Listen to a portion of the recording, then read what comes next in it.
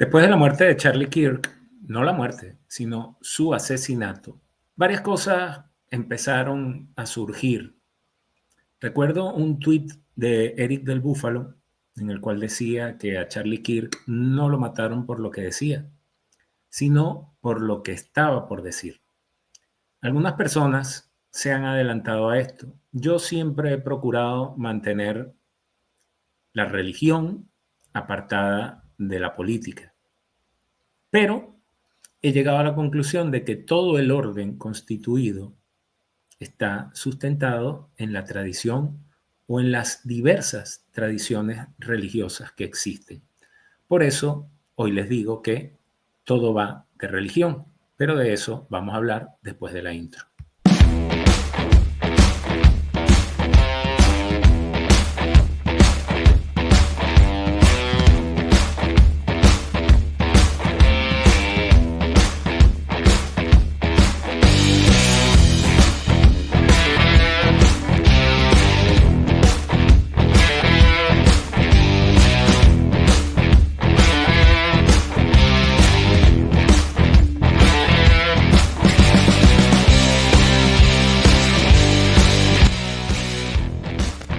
Hola, ¿qué tal? Mi nombre es Pedro Luis Pedrosa. Esto se llama No es lo mismo. Quienes me conocen saben que No es lo mismo era un programa de radio que se transmitía en Radio Capital 710 AM desde el año 2013 hasta el 2019, cuando salió del aire por decisión del propietario de la emisora, al cual le deseo lo mejor. Habrá tenido sus razones en su momento. Antes de continuar, debo pedirles que por favor compartan este video, la agarran en la parte superior derecha de su navegador.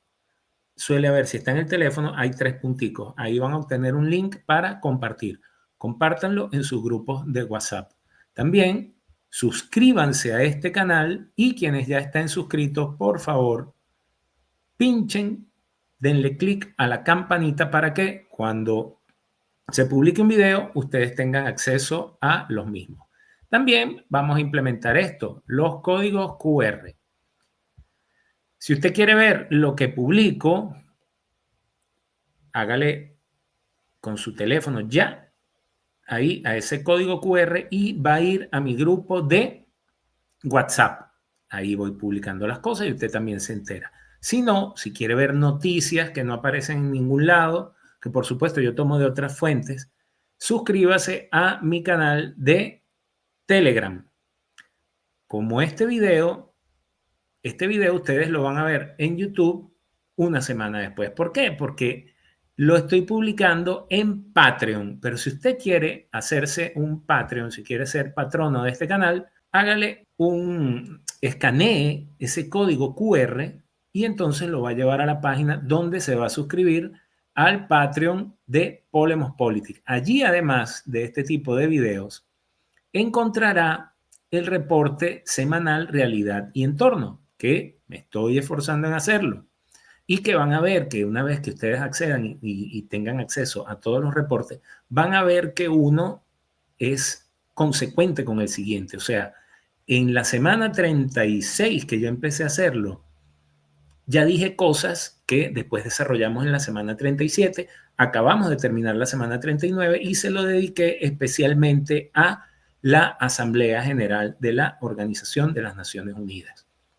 Quienes están en Patreon, como Hailey Justice, como Arturo Salas, que llevan tiempo contribuyendo, a pesar de que yo pausé el Patreon por un tiempo, ya ellos tienen acceso a los cursos de Polemos Politics. A cada uno se le envió un curso. Pero si usted quiere directamente hacer esos cursos, escanee este código QR. Y una vez que lo haya escaneado, pues entonces ya tiene acceso a la compra de los cursos que hay en Polemos Politics. Sin más demoras, vamos al lío. Hoy vamos a tocar un tema que es espinoso, de esos que hacen que más de uno se incomode, pero que a mí me encanta porque es allí donde de verdad aprendemos. Vamos a hablar, aunque ustedes no lo crean, de Jesús de Nazaret. Y no les voy a echar un sermón. Vamos a ver cómo lo presentan los 3 grandes libros sagrados, la Biblia, el Talmud y el Corán. Vale decir que el Talmud fue escrito. O sea, el libro sagrado del judaísmo es la Torá, que tiene 5 libros y que no es igual al Antiguo Testamento cristiano. De paso, porque los judíos no pueden hablar de un primer pacto y un segundo pacto, es decir, de un Antiguo Testamento y un Nuevo Testamento. Porque hablar de Antiguo Testamento sería reconocer que hay un segundo pacto que es el que precisamente genera la visita de Jesucristo. Y ustedes se han de preguntar cómo empezamos por aquí si lo que vamos a hablar es de política. Pues sí, pero vamos a ir poniendo algunos puntos sobre las IES para finalmente sacar algunas conclusiones. Lo interesante aquí es el contraste. Para unos Jesús es el Salvador del mundo, para otros es un hereje y para los musulmanes un profeta extraordinario, porque sí, en el Corán Jesús es un profeta. ¿Cómo puede la misma persona ser vista de formas tan opuestas? Bueno, eso lo vamos a descubrir a continuación. Para la Biblia, Jesús es profecía y cumplimiento. La Biblia no es un libro cualquiera, no fue escrito de un tirón, es una biblioteca completa armada en un periodo de más de 1000 años, para ser exacto, 1500 años. La Biblia tiene alrededor de 40 autores diferentes. Se escribió en 3 continentes distintos y esta gente no tenía WhatsApp para ponerse de acuerdo en lo que iban a escribir. Reyes, profetas, pastores, pescadores, un médico, un cobrador de impuestos, un mosaico humano increíble. Sin embargo, a pesar de tanta diversidad, la figura de Jesús aparece como el hilo conductor. ¿Dónde lo vemos? Lo vemos en las profecías, y de estas sí están todas en el Antiguo Testamento. Miqueas, 8 siglos antes de Cristo, dijo que el Mesías nacería en Belén. Y ahí está, Mateo lo registra claramente. Isaías habló de que una virgen concibiría y de un siervo que sufriría y cargaría con las culpas de muchos. Todo eso se cumple en los evangelios. Los salmos hablan de alguien con las manos y los pies traspasados y sus ropas repartidas a suerte, y una resurrección sin ver corrupción de la carne. Zacarías describe la entrada en Jerusalén montado sobre un burro y la plata o las 30 monedas de plata como símbolo de la traición. Es decir, para los cristianos Jesús no es un accidente histórico, es el cumplimiento del plan anunciado durante siglos. No es casualidad, es continuidad. Pero vamos con el Talmud. Se escribe como una recopilación de leyes. Pero ellos, a diferencia de los cristianos, mientras en los evangelios se exalta la figura, en el Talmud ellos agarran y lo pintan de una forma bastante oscura. Ni siquiera se refieren a él como Jesús de Nazaret, sino que lo tratan de Yeshú. Y el retrato que hacen es muy duro. Lo acusan de hechicería. Lo ven como un apóstata que desvió a Israel hacia la idolatría. Dicen que fue ejecutado en víspera de la Pascua y hasta lo colocan en el Gehená, condenado a hervir en una paila de excrementos. Ojo con esto, porque esto empieza a darnos unos indicios de política. Ya ustedes verán por qué. Quédense, no se vayan, porque por extraña que les parezca esta conversación, van a darse cuenta de a dónde vamos a llegar. ¿Por qué son tan hostiles con la figura de Jesús? Pensemos en el contexto. El Talmud, que se escribió entre los siglos 3 y 4, cuando el cristianismo ya era mayoría en el Imperio Romano. Y muchas veces se habían perseguido a los judíos. Era una época de choque, de defensa de la identidad, y Jesús se convirtió en el símbolo de esa fractura. Para el judaísmo rabínico no era el Mesías, sino un ejemplo de lo que no se debería hacer. Y ustedes le pueden preguntar a cualquier rabino hoy en día dónde está Jesús y les dirá que está en el infierno ardiendo en una paila de excrementos. No hay que ir muy lejos. Un personaje que probablemente muchos de ustedes admiran como Ben Shapiro, él afirma que odia a Jesús. Y fíjense este detalle. Un judío normal, común y corriente, claro, con cierta con bastante notoriedad pública, afirma delante de un auditorio que él odia a Jesús. El Corán, sorprendentemente, pese a que nosotros somos los infieles, nosotros somos los politeístas, muestra un respeto hacia Jesús, pero con límites. ¿Y a qué me refiero? La historia en el Corán cambia bastante. Para ellos, Jesús, o como lo llama el Islam, Isa ibn Maryam, es mencionado más de 25 veces. Es el hijo de María, la Virgen. Y no solo eso, es llamado el Mesías y la palabra de Dios. El Espíritu procede de él. Ojo con esto, hasta ahí hay un nivel de respeto enorme. El Corán cuenta que hizo milagros impresionantes, como en efecto hizo, curó a ciegos, leprosos, resucitó muertos y, según el Corán, hasta dio vida a un pájaro de barro. Todo eso con permiso de Dios. Pero aquí viene la diferencia radical del Islam con la Biblia. Jesús no fue crucificado para los musulmanes.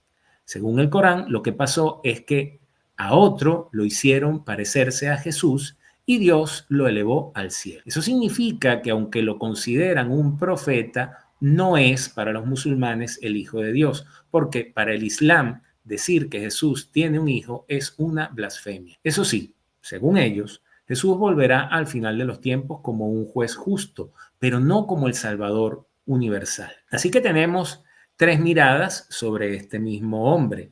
En la Biblia, Jesús es el Mesías, el Hijo de Dios, y es quien le da cumplimiento a las profecías del Antiguo Testamento.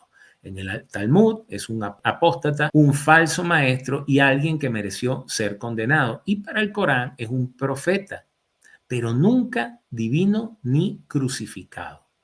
Son tres relatos irreconciliables, tres maneras de mirar al mismo personaje histórico. Ese contraste continúa hasta nuestros días. Y aquí está lo fascinante. La misma persona, Jesús de Nazaret, es vista como Salvador, como hereje y como profeta. El contraste no es un tema académico. Lo académico, sin duda alguna, es que no hay forma de refutar al Jesús histórico. No hay historiador que pueda decir que Jesús de Nazaret fue una mentira. Su presencia ha marcado siglos de historia, guerras, alianzas, persecuciones, y hasta hoy define la manera en que se relacionan el cristianismo, el judaísmo y el islam. Entonces, ¿dónde arranca la política en esto? Si nosotros somos cuidadosos, si somos verdaderamente cuidadosos, nos vamos a dar cuenta de que los más afectados por la aparición de Jesús de Nazaret son los judíos, quienes vieron truncado las posibilidades de expansión cultural a través de la religión, como en efecto hizo el cristianismo, es el judaísmo. Por eso, no solo la muerte de Charlie Kirk, lo que está ocurriendo en Gaza tiene que llamarnos a la reflexión. ¿Por qué? Porque tal vez, sin duda, borren el tal vez, pero sin duda hay una guerra horripilante que está causando miles de muertes.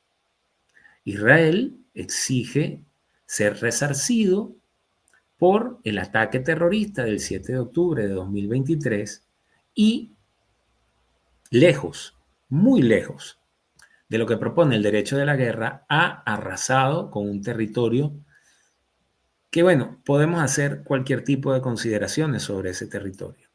Pero si los verdaderos enemigos no son el judaísmo y el islam, si no fuese así, si estuviésemos presenciando un nuevo capítulo de algo que nos han hecho creer que interesa y que nos pone a nosotros como aliados de quienes en realidad no nos quieren. Antes de continuar, les debo decir que de verdad los problemas entre judíos y musulmanes me tienen sin cuidado. No me interesan, ni para Venezuela, ni para el país donde resido actualmente, España. Es interesante lo que ocurra allá, tanto Venezuela, en manos de la tiranía de Maduro, como España, en manos del aspirante a tirano de Pedro Sánchez, deberían ser países que se ocupen de su interés nacional. Y eso ni contempla a Palestina, ni contempla al Estado de Israel. Y por cierto, aquí, yo pensaba dejarlo para el final, pero aquí les voy a meter esta puya. ¿Por qué? Porque muchísimas iglesias evangélicas, muchísimos católicos, y ya vamos a llegar a la razón de eso, dicen que el pueblo de Israel es el pueblo de Dios. ¿Pero qué es el pueblo de Israel? Es el territorio donde fue ubicado en 1948 el Estado moderno de Israel. No, para nada. El Estado de Israel no es en modo alguno el Israel bíblico. El pueblo elegido de Dios es el pueblo de Israel. Pero una vez que Dios envió a su Hijo a la tierra y el judaísmo lo despreció y lo señala, como ya hemos visto que lo señala en el Talmud, sencillamente no sois el pueblo de Dios. El judaísmo no es el pueblo de Dios. El pueblo de Dios, el Israel bíblico, está regado por el planeta en los más de 1.200 millones de católicos, de cristianos que hay en todo el planeta. Y les voy a hacer más crudo todavía. No me interesa lo que ocurra entre Israel y Palestina en la medida que esto es un debate sobre los derechos humanos que no incluye a los católicos que están siendo masacrados en Nigeria. No me interesa. Lo que me interesa es dejar claro que esto es vital para seguir desarrollando el video, es dejar muy claro que el pueblo de Dios no es el Estado moderno de Israel.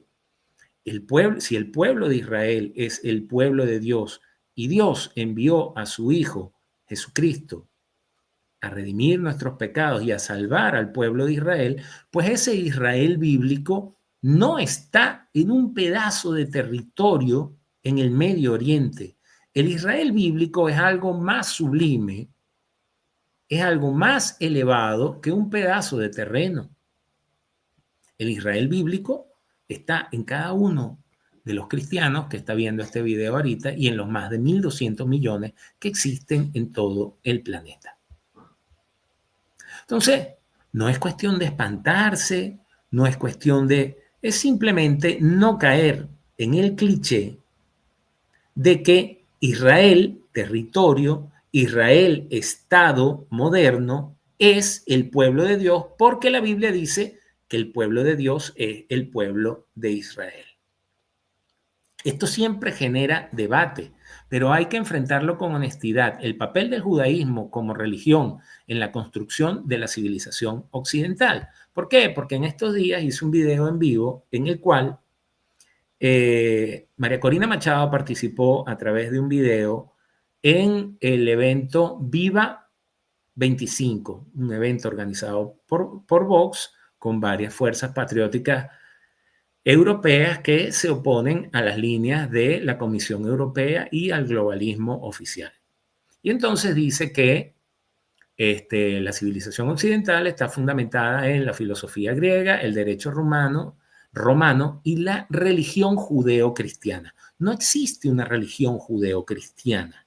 Si bien las raíces del cristianismo parten del judaísmo, como ya les he dicho, una vez que el judaísmo rechaza a Cristo como Mesías y Redentor y lo ponen a nivel del betún cuando lo ponen a arder en una paila de excrementos, pues entonces no existe tal religión, porque son dos religiones aparte.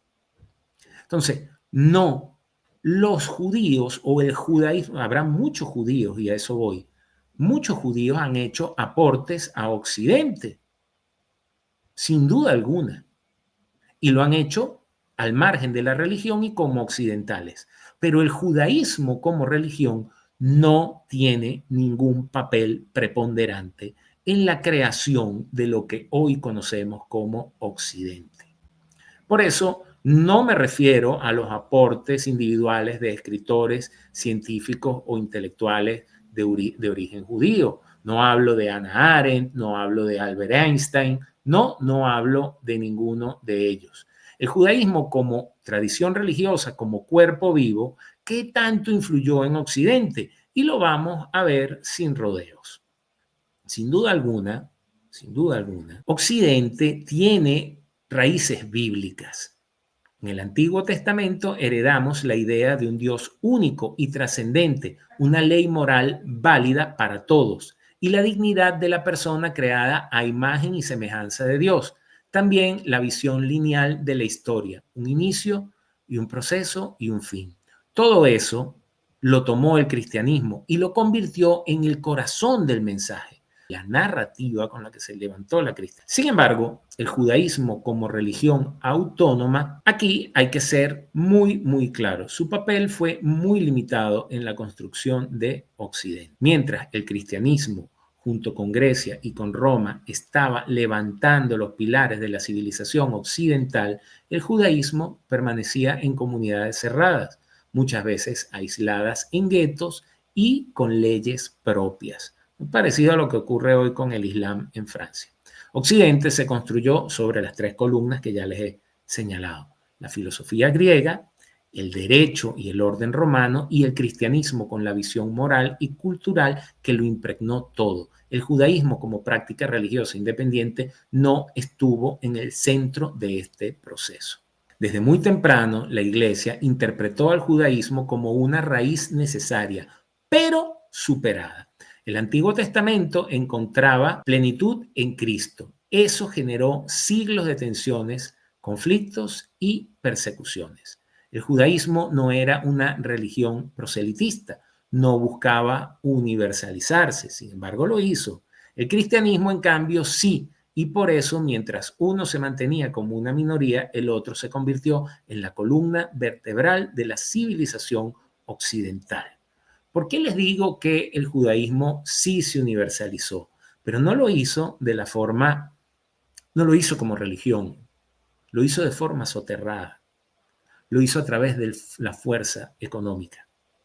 Mientras el cristianismo, y en esto jugó un papel importantísimo, Roma y España. ¿Por qué? Porque Roma, si bien no nace como imperio católico, sí hacia el siglo III con Constantino asume el catolicismo como religión oficial del imperio. Con esto consigue amalgamar el imperio. Fíjense que Roma sí desaparece después de esto, pero hay quienes lo van a tomar. Los reinos godos y los reinos visigodos, que posteriormente invaden la península ibérica y se hacen con ella, tienen un cuerpo moral unificado en torno a la religión. De hecho, los visigodos expulsan a los arrianos. El arrianismo es una secta herética del cristianismo donde Arriano, un obispo, señala que Jesús no es hijo de Dios. O sea, sí es el Mesías, pero no era hijo de Dios. Esto contraviene lo establecido por Constantino en el credo que nosotros rezamos todavía en la iglesia, con sus alteraciones, producto de traducciones y de paso del tiempo, pero creo en Dios Padre Todopoderoso, creador del cielo y de la tierra, creo en Jesucristo, su único Hijo, nuestro Señor, que fue concebido por obra y gracia del Espíritu Santo. Eso lo escribe Constantino en el año 380 en el concilio, el concilio de Nicea, donde llama a todos los obispos católicos del Imperio Romano y dice: ¿en qué estamos todos de acuerdo? Y eso es lo que se expresa en el credo. Siglos después, este señor Arriano dice que no. Por eso también hay versiones que dicen que el Islam también es una secta herética del cristianismo y que habrán tenido vinculación. Recuerden que el Islam no aparece sino hasta el año 600 después de Cristo. El profeta Mohammed, Mahoma, como ustedes le quieran llamar, que es el creador del Islam. Y luego el Islam tiene, al igual que los cismas que ha tenido la Iglesia Católica, el Islam tiene sus cismas y los conocemos en sus dos versiones principales, como son el Islam chiita y el Islam suní, siendo, al parecer, los chiitas un poco más radicales en la interpretación del Corán. Entonces, Seamos claros. Si el judaísmo es indispensable como raíz bíblica, y en efecto lo es, sobre todo porque en el Antiguo Testamento, y ojo, el Antiguo Testamento es la Torá, el Pentateuco, ¿verdad? Que son los 5 libros de la Torá, y otros libros añadidos, pero las profecías que ahí enumeran los profetas de la antigüedad se cumplen en Jesucristo. Y yo les he nombrado unas pocas, pero son apenas 300. No, el judaísmo como religión viva no construyó Occidente. La civilización occidental no es de origen judío. Fue el cristianismo junto con Grecia y Roma el que levantó ese edificio cultural, político y espiritual que conocemos hoy como civilización occidental.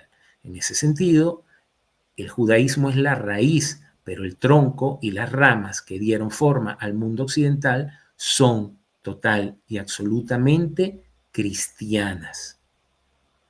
Y aquí está la idea central. El judaísmo fue semilla, pero el fruto fue el cristianismo. Occidente se formó con esa síntesis única entre lo hebreo, lo griego y lo romano, pero fue la fe cristiana la que moldeó sus instituciones, sus valores y su cultura durante casi 2 milenios. Si queremos entender quiénes somos como civilización, no podemos confundir las raíces con el árbol. Y es mejor ver la historia como es y no como nos la quieren vender en versiones edulcoradas. Así que reitero, señora Machado, no existe una religión judeo-cristiana. Si te hacen bar mishma, no te hacen comunión. Sin duda, una de las cosas más importantes que hay en el Antiguo Testamento y que es probablemente la primera constitución de Occidente, son los 10 mandamientos. Cuando decimos amar a Dios sobre todas las cosas, en el primer mandamiento, políticamente significa rechazo a la idolatría del poder humano cuando éste se manifiesta en el Estado, bien sea el Estado como proveedor de bienes o un personaje político o el partido o el líder se convierten en dioses, la libertad desaparece. Occidente se construyó sobre la idea de que hay una autoridad superior incluso a la del rey, y esa es la ley moral. Y la ley moral proviene de Dios. Ese es el primer mandamiento, amar a Dios sobre todas las cosas. El segundo, no tomarás el nombre de Dios en vano. Y esto es clave en política. No instrumentalizar lo sagrado para fines ideológicos. Usar a Dios como un eslogan de partido o como excusa de guerra, como justificación de la corrupción, es profanación. Este mandamiento protege la autenticidad de la fe frente al abuso de Dios.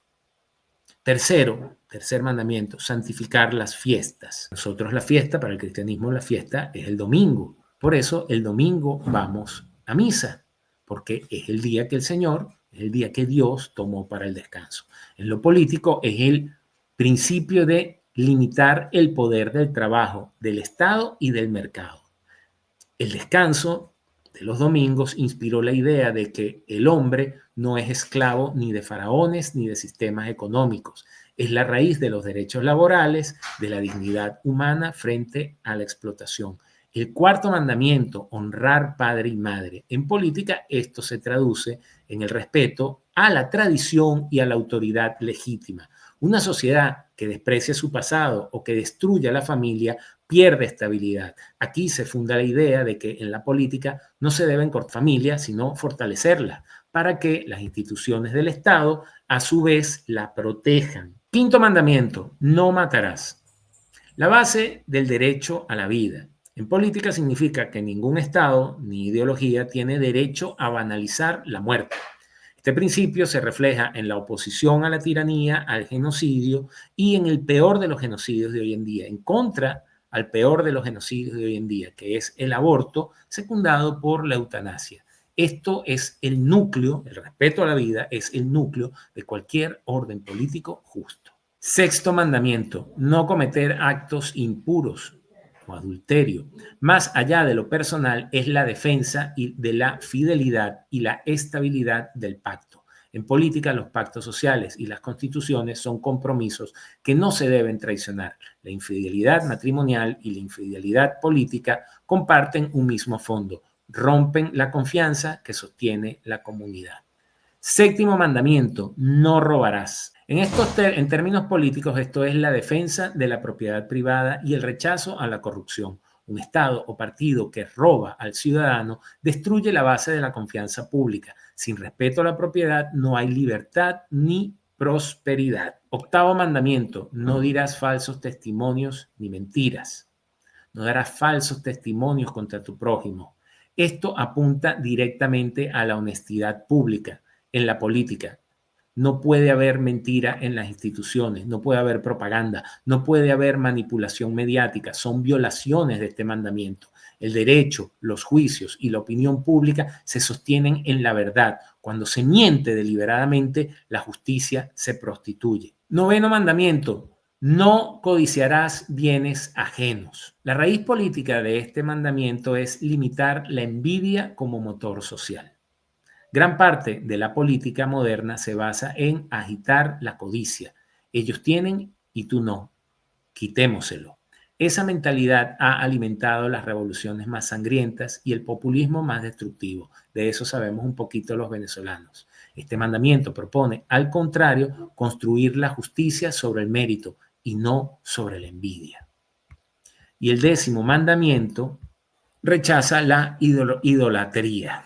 Esto es una marca crítica radical a la manipulación de los símbolos para someter al pueblo. En política, las ideologías modernas han creado sus propios ídolos, banderas, líderes, dogmas incuestionables. Este mandamiento nos recuerda que ningún símbolo humano debe ocupar el lugar de lo absoluto, y lo absoluto es Dios. Por eso ustedes ven que el comunismo, que la ideología de género, que todos ellos crean símbolos y símbolos de carácter transnacional para, a través de esos símbolos, generar un sentido de pertenencia que de una u otra forma te arraiga a esos nuevos símbolos y te separa de Dios. Más allá de lo religioso, los mandamientos son un código de libertad, de límite al poder y de dignidad. Limitar el poder es lo que está inserto dentro de los 10 mandamientos.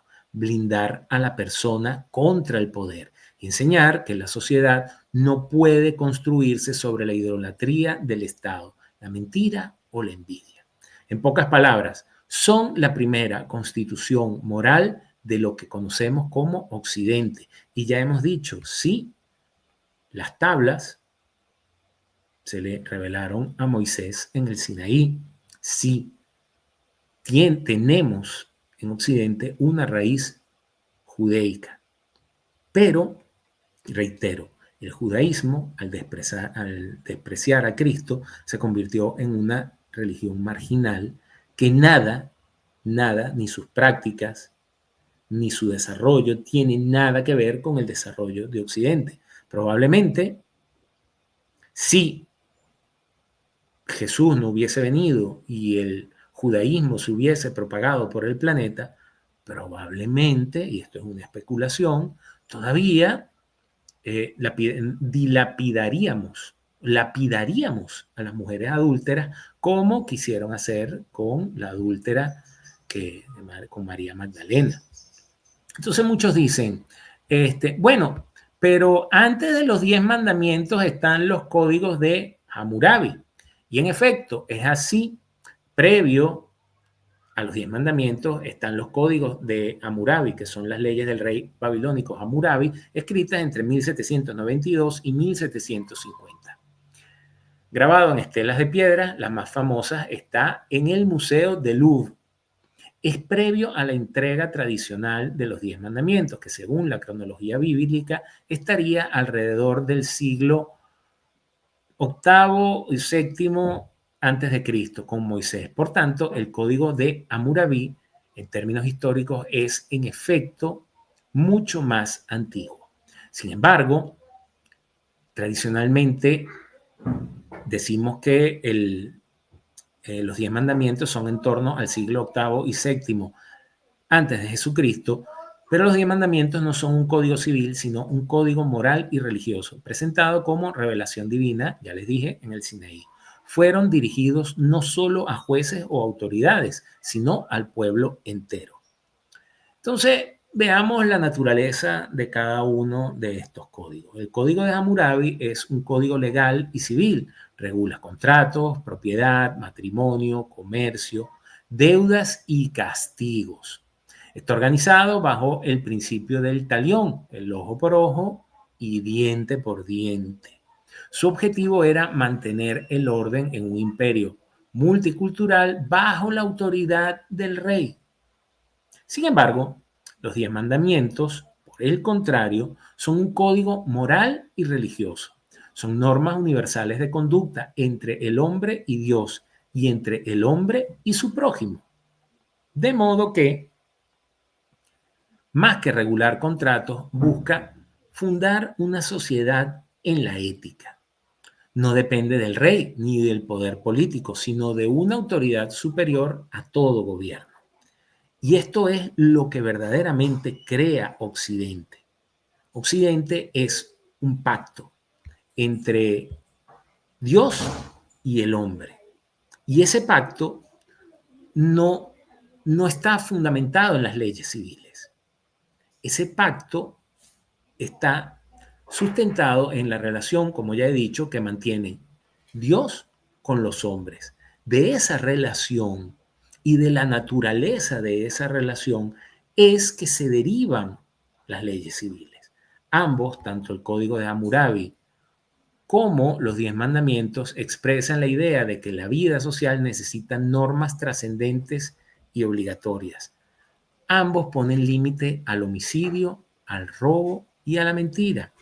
Ambos reflejan un intento de frenar la arbitrariedad del más fuerte. Ambos representan o se presentan como otorgados con una dimensión sagrada. Hammurabi dice recibir las leyes de Dios Shamash y Moisés dice recibirlas de Dios Yahvé. Pero la diferencia fundamental es la fuente de autoridad. En el Código de Hammurabi, el rey como representante de los dioses, y en los 10 mandamientos es Dios mismo quien da esa ley sin mediación humana del poder político. Para terminar de entender esto, hay que ver un poco cómo ha sido la evolución de la Iglesia Católica y sobre todo sus grandes pensadores, quienes agarran y le dan sentido práctico, le dan sentido operativo a lo que era el dogma de la Iglesia. El primero, o uno de los primeros, y tal vez el más importante, en época de Constantino, entre el año 354 y 430 después de Cristo, es San Agustín de Hipona. En la ciudad de Dios, su obra, trazó la distinción entre la civitas Dei, el orden según Dios, y la civitas terrena, el orden humano. Defendió, por supuesto, que las leyes humanas debían alinearse con la lex aeterna, la ley de Dios. Si no es así, serían leyes injustas. No escribió códigos civiles, pero estableció el sentido de subordinación del derecho humano a la moral divina. Posteriormente, San Ambrosio y San Jerónimo insistieron en que los gobernantes y jueces debían ser guardianes de la moral cristiana, no meros administradores del poder. Ellos pusieron la base filosófico-teológica. Sin moral cristiana, la ley es tiranía. La cristiandad medieval temprana, y le estamos hablando del siglo VI al siglo X, después de la caída de Roma, la Iglesia fue el único organismo con autoridad sobre los habitantes de lo que había sido Roma. El derecho canónico empezó a regular no solo lo religioso, sino los aspectos civiles como el matrimonio, la herencia, la educación y la asistencia social. Esto es importante porque todas esas Sara Santaolalla, todos esos periodistuchos de medio pelo que en su vida han estudiado algo, que ni siquiera se han preocupado por aprender este tipo de cosas y que cargan con tanta ferocidad contra la religión católica, bueno, sus padres, sus abuelos, sus madres, sus abuelas, sus bisabuelas, todo su árbol genealógico consiguieron refugio, garantías de estabilidad, y pudieron crecer porque la Iglesia Católica estableció una serie de principios que protegían a la mujer, a la familia. Europa tuvo un montón de reinas porque había el principio de herencia. Todo eso garantizado por las leyes cristianas convertidas en leyes civiles. Los reyes germánicos como Clodoveo y Carlomagno se bautizaron y adoptaron códigos tribales a los principios cristianos, es decir, lo pagano lo transformaron en cristiano. El Código de Justiniano del siglo VI, aunque siendo bizantino, integró elementos del cristianismo y luego inspiró a toda Europa occidental. Aquí la Iglesia se convierte en un legislador de facto en la ausencia de un Estado central fuerte. Sí, pero a la vez el Estado central fuerte es de inspiración o está inspirado en las leyes cristianas. Entre los siglos VII entre los siglos XII y XIII, la escuela o los escolásticos, como Santo Tomás de Aquino, de 1225 a 1274, en su Suma Teológica, sistematizó la idea de que la ley natural, la razón humana, puede conocer principios morales universales como proteger la vida, la familia, la propiedad y la comunidad. Que una ley civil justa debe ser participación de la ley natural, que a su vez procede de la ley eterna. Estableció que si una ley civil contradice a la ley de Dios, no obliga en conciencia, lex injusta non est lest, es decir, ley injusta no es ley. Aquí se da un salto conceptual de la ley divina a la ley natural a la ley civil. Durante la Baja Edad Media y la cristiandad política, que son de los siglos XIII a los siglos XV, en particular la Escuela de Salamanca y nombres como Francisco Vitoria, Domingo de Soto y Francisco Suárez, todos ellos españoles, aplicaron la ley natural a problemas políticos complejos como la tiranía, los derechos del pueblo, de los indígenas, el comercio justo, el derecho de gente, ius gentium. Hay que decir que estos personajes, que además la reina Isabel la Católica, la fundadora de España, la Escuela de Salamanca son los verdaderos padres de los derechos humanos. Isabel la Católica otorga derechos de súbditos, y recuerden que en aquel entonces todos eran súbditos, pero otorga derechos de súbditos a los indios descubiertos en el Nuevo Mundo, el cual, pese a ser nuevo y ser prácticamente otro mundo, pasó a formar parte del Imperio Español. Estos fueron los verdaderos precursores del derecho internacional moderno. El derecho canónico, los decretales, el corpus juris canonici, era estudiado en las universidades y usado como base en todos los tribunales europeos. Aquí la ley moral cristiana se tradujo directamente en jurisprudencia aplicable en el día a día. Entre los siglos XVI y XVIII, la reforma protestante y la contrarreforma católica marcaron caminos distintos, pero ambos mantuvieron la idea de que la ley debía reflejar principios morales divinos. Y aquí, bueno, empezaríamos a hablar de Calvino y de la Reforma y luego de el Concilio de Trento, cuando España pretende recuperar o mantener la Iglesia Católica, que por cierto Arturo Pérez Reverte dice que Dios se equivocó en Trento. Solo un ateo bastante estúpido podría decir que la Iglesia Católica se equivocó de Dios. Pues de paso, la Iglesia Católica es fundada por el Hijo de Dios. En los países católicos, el derecho civil seguía bebiendo de la tradición de tomista, esto es Santo Tomás, y de la tradición católica. En los países protestantes se intentó derivar la ley civil de la Biblia, y esto lo hace Calvino. En resumen, sobre este tema en particular, San Agustín nos propone la ley civil de someterse a la ley de Dios. El derecho canónico regula los aspectos civiles de la religión en la Europa cristiana.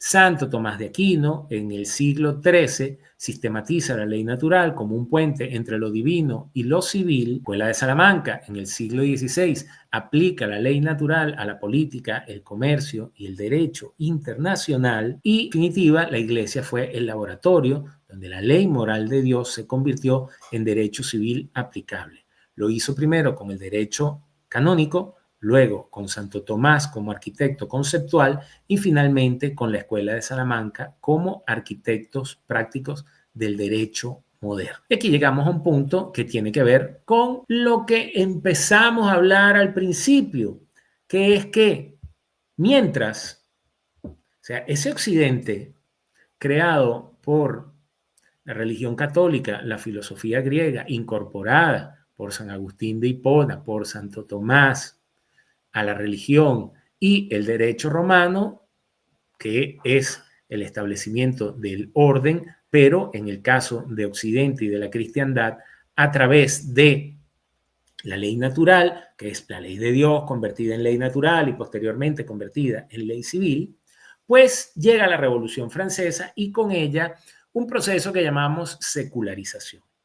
¿Qué es la secularización? En teoría, es el proceso por el cual las instituciones públicas, las leyes y la vida social se desligan de la religión. Práctica significa que la política, la ciencia, la educación y la moral ya no se justifican con referencia a Dios, sino con criterios autónomos como la razón, la utilidad y el consenso social. Ojo con esto del consenso social. Hasta aquí no es necesariamente negativo. La secularización permitió separar a la Iglesia y el Estado y evitar guerras de religiones y, en definitiva, garantizar cierta pluralidad. El papel de la secularización en la civilización occidental sí es un poco más condenable. Durante el siglo XVIII, durante la Ilustración, se impulsa la idea de una moral racional, sin necesidad de Biblia. Se ponen las bases del Estado liberal. Por eso es que hay que tener cuidado con el concepto de liberalismo, porque liberalismo, ¿de qué tipo? Liberalismo moral, liberalismo económico. Esto ocurre con la Revolución Francesa. En el siglo XIX surge la idea de progreso ilimitado y del cientificismo. Dios pasa a ser prescindible. Él no nos hace falta. En el siglo XX, Nietzsche proclama que Dios ha muerto y con ello se genera un vacío moral que luego se llenan con ideologías políticas como el nazismo, como el comunismo, como el fascismo, como la ideología de género, que tienen todas ellas en común, que Dios no hace falta.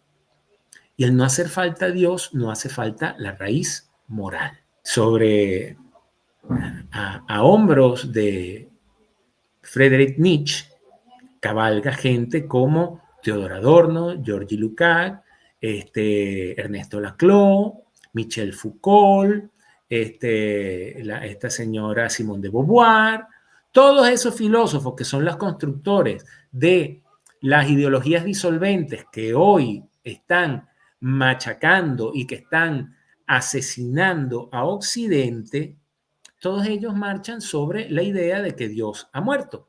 Y sí, Nietzsche dijo que Dios había muerto en 1892, pero en 1900 Dios dijo, Nietzsche ha muerto. Falta de moral, o sea, la secularización y vamos a separar la secularización de la religión a nivel estatal, es decir, no propongo Dios y corona. El problema es que nosotros como individuos nos hemos secularizado. Secularización tiene una relación directa con la decadencia moral actual. Aquí es donde la cosa se pone sumamente clara. Cuando se arranca la moral de sus raíces trascendentes, lo que queda es la inmoralidad. Si quieren, llámenlo una moral relativa. El bien y el mal ya no son objetivos, sino construcciones sociales. Lo que era ayer delito o pecado, hoy se celebra como derecho, y esto tiene su principal ejemplo en el aborto.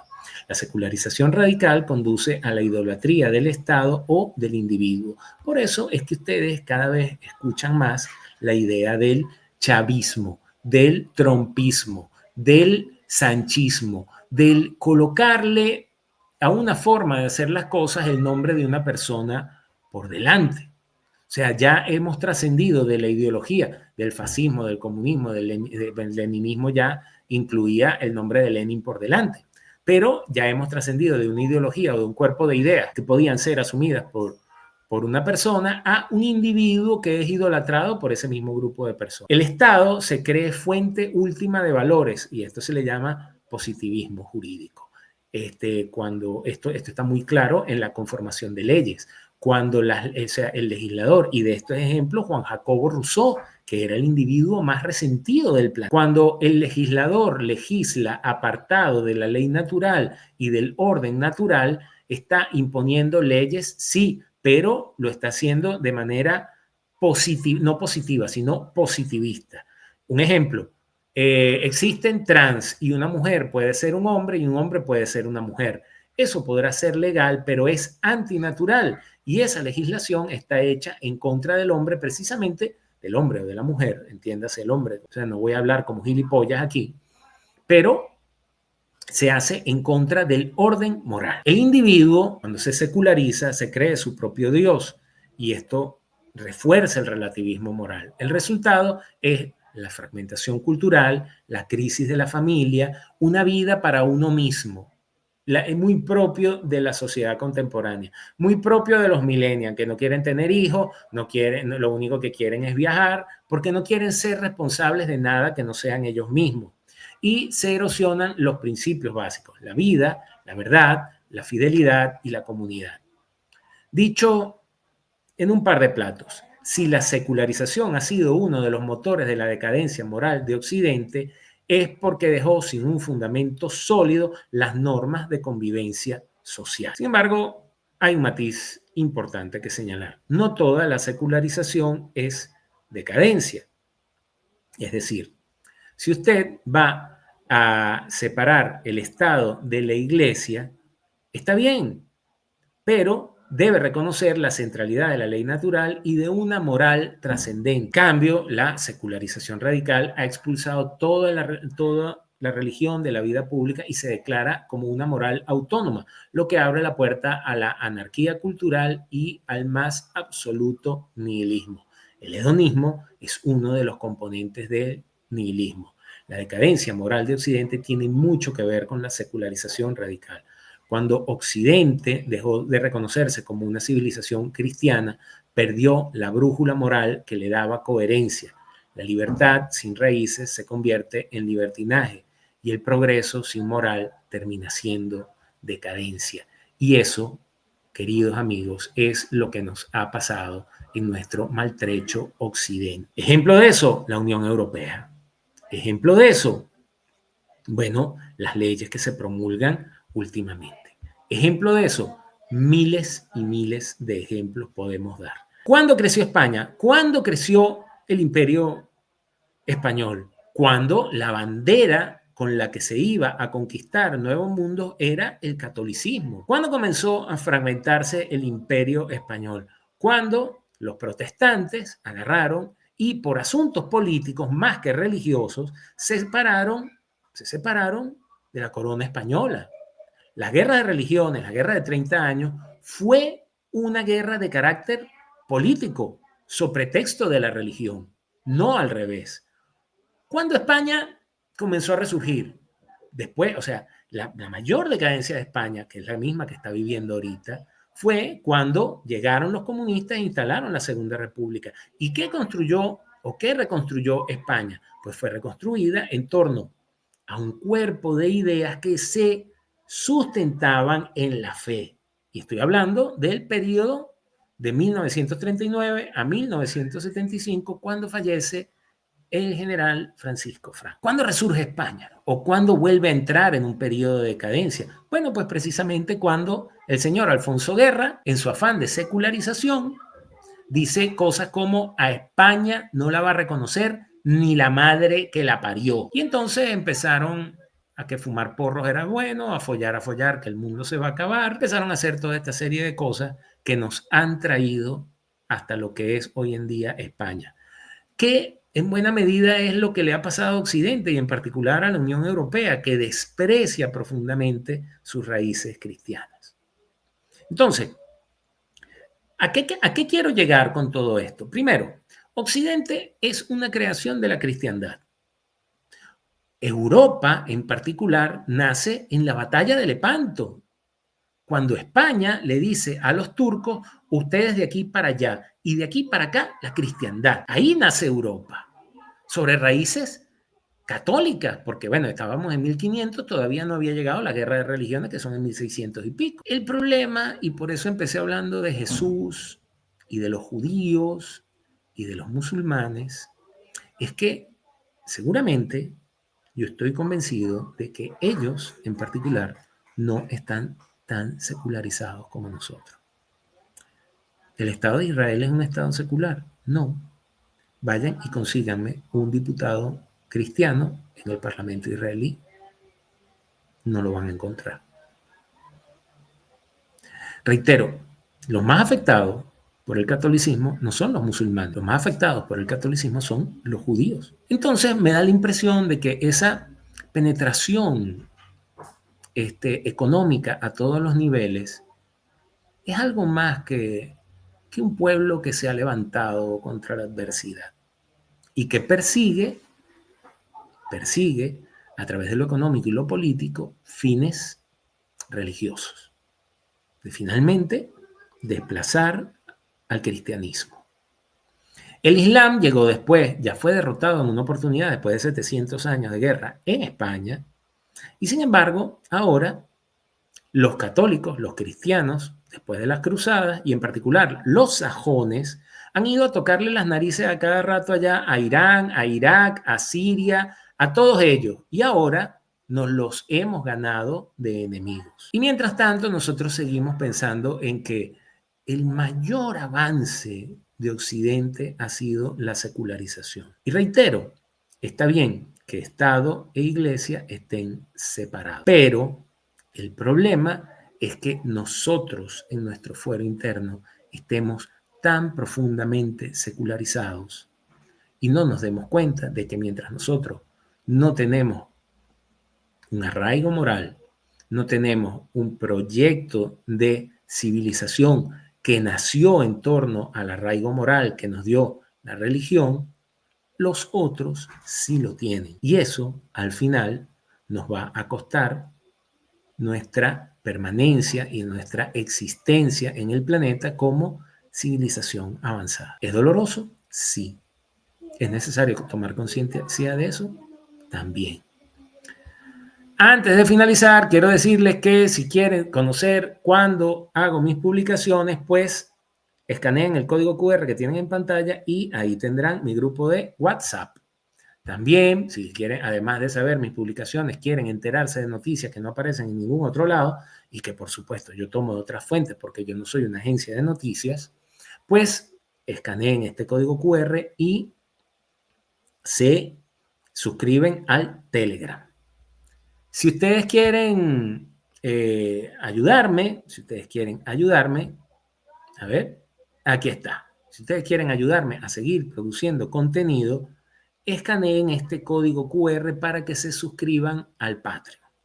El Patreon tiene 3 niveles de suscripción. Con el primero, que es de $5 mensuales, usted tiene acceso al reporte semanal, realidad y entorno. ¿Ok? Está muy bueno, me está quedando muy bien. Ahí se los dejo y se los recomiendo. Si usted además pasa al nivel analista, pues entonces tendrá el reporte, realidad y entorno y tendrá además el podcast. Y si usted se eleva al nivel Polemos, pues entonces ya participará en otras actividades, estará invitado, le haré llegar mi libro, etcétera, etcétera, etcétera.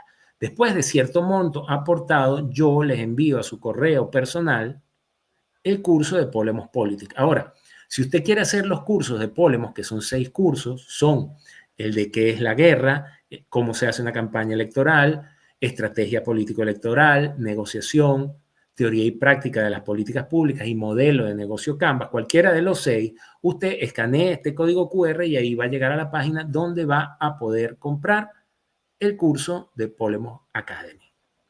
Antes de terminar, también debo decirles que no dejen de compartir este video, suscribirse a este canal y pinche la campanita para que usted se entere de cuando haga publicaciones.